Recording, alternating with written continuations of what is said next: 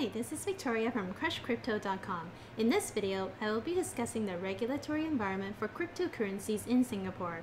This is part of our educational series where we will be looking at the regulatory framework for the major crypto hubs globally. The Monetary Authority of Singapore, or MAS for short, is the central bank and financial regulatory authority of Singapore. The MAS is in charge of administering various statutes that oversee money, banking, insurance, securities, currency issuance, and the financial sector in general.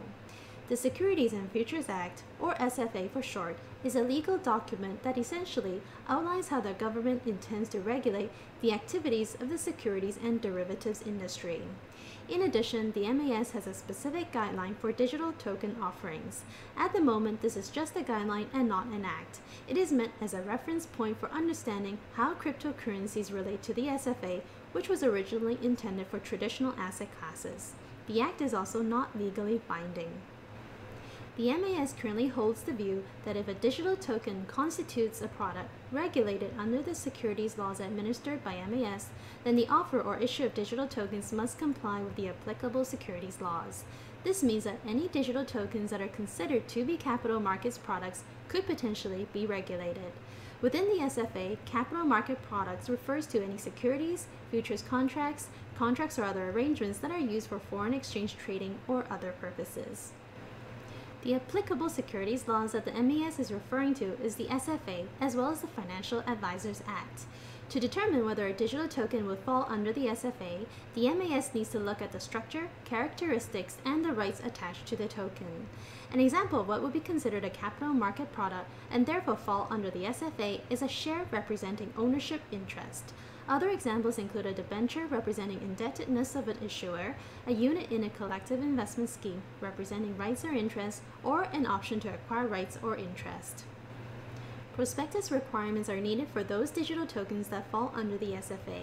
Some tokens may potentially be exempt if they are able to meet a certain level of requirements. Some examples include a small offer under 5 million Singapore dollars within a 1-year period, a private placement offer to under 50 people within a 1-year period, an offer made to institutional investors, or an offer made to accredited investors.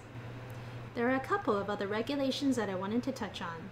There may be advertising restrictions that could apply to the promotion of digital tokens.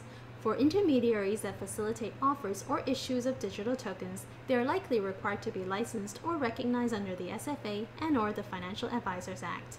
And in addition, any firm looking to conduct fintech-related activities are likely to be regulated by the MAS. These firms could apply for the regulatory sandbox. If their application is approved, the MAS would relax certain legal and regulatory requirements for the duration of the sandbox. This is done to support the growth of the country's fintech industry. The government of Singapore has so far shown a friendly attitude towards cryptocurrencies. The MAS clarified that they do not regulate virtual currencies and even believes they could potentially reduce the cost of financial transactions. The government is still paying close attention to potential illegal activities, which of course are what other governments around the world are also doing or trying to do. The government of Singapore currently holds the view that digital token issuers, intermediaries, and platforms that offer, facilitate, or trade digital tokens are responsible for being compliant with the relevant laws. The MAS has also served warnings to 8 crypto exchanges in Singapore.